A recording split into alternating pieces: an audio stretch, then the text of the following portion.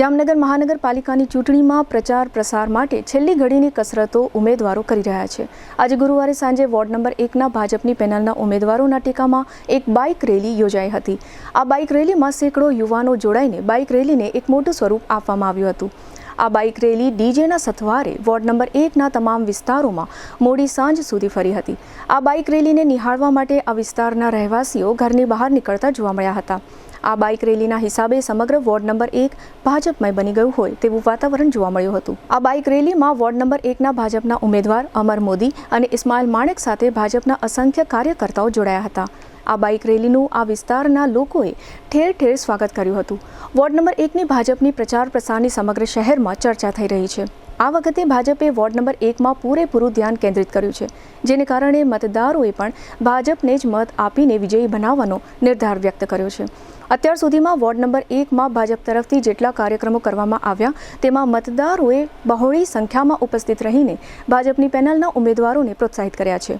Ward number 1માં રાજ્યમંત્રી રીવાબા જાડેજા, પૂર્વ cabinet મંત્રી રાઘવજીભાઈ પટેલ અને JDCC બેંકના ચેરમેન જીતુભાઈ લાલ સહિતના નેતાઓએ પણ વોર્ડ નંબર 1ના મતદારોને વચન આપ્યું છે કે આ વખતે ચૂંટણીમાં પરિવર્તન કરીને ભાજપની પેનલ જંગી બહુમતીથી ચૂંટાશે તો વિશેષ પ્રકારની ગ્રાન્ટ સરકારમાંથી મેળવીને વોર્ડ નંબર 1નો વિશેષ પ્રકારે વિકાસ કરવામાં આવશે, જેને કારણે મતદારો પણ આ વખતની ચૂંટણીમાં ભાજપના નેતાઓના આ વચનથી ખૂબ જ ખુશ છે। માટે ભાજપની પેનલને જ મત આપવાનો નિર્ધાર અત્યારથી જ કરી લીધો હોય તેવું વાતાવરણ વોર્ડ નંબર 1માં જોવા મળી રહ્યું છે। બાઇક રેલી અંગે વોર્ડ નંબર 1ના ભાજપના ઉમેદવાર અમર મોદી અને ઇસ્માઇલ માણેકે કેટલીક વિગતો આપી હતી, તેમજ જિલ્લા પંચાયતના પૂર્વ સભ્ય KD કરમુરે પણ ભાજપ અગ્રણી વિશાલ મોદી અને ઉમેદવાર અમર મોદી અંગે પણ પોતાના વિચારો વ્યક્ત કર્યા હતા, જેના મુખ્ય અંશો અત્રે પ્રસ્તુત છે। આજ રોજ અમારી બાઇક રેલી હતી। મેં એમાં બહોળો સંખ્યા જોઈ તો મને એવું લાગ્યું કે આજે અમારી વિજય સરઘસની રેલી હોય તેવું લાગ્યું। અને આજ રોજ હાલાર ટ્રક એસોસિએશન પણ અમારી સાથે જાહેરમાં ટેકો આપેલ છે, તો એનો પણ આભાર માનું છું।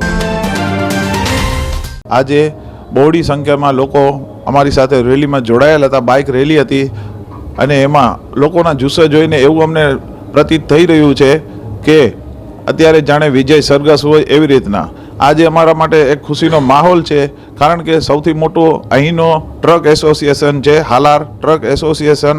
એમણે અમને જાહેરમાં ટેકો લેખિતમાં બાંહેધરી આપી છે અને એ લોકો અમારી સાથે ખંભેથી ખંભો મિલાવી અને અમે જીતાડવા માટે પ્રયત્નો કરશે। પ્રયત્નો નહીં પણ એક જુસ્સા અને જોશ સાથે અમારી સાથે રહેશે એવી અમને આશા છે।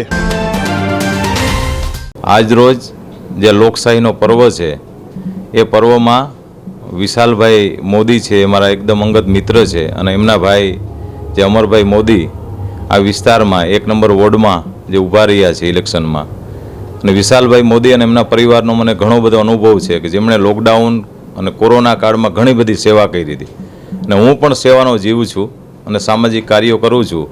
ત્યારે આજે એ લોકોને શુભેચ્છાઓ શુભકામનાઓ પાઠવવા માટે હું ઉપસ્થિત રહ્યો છું।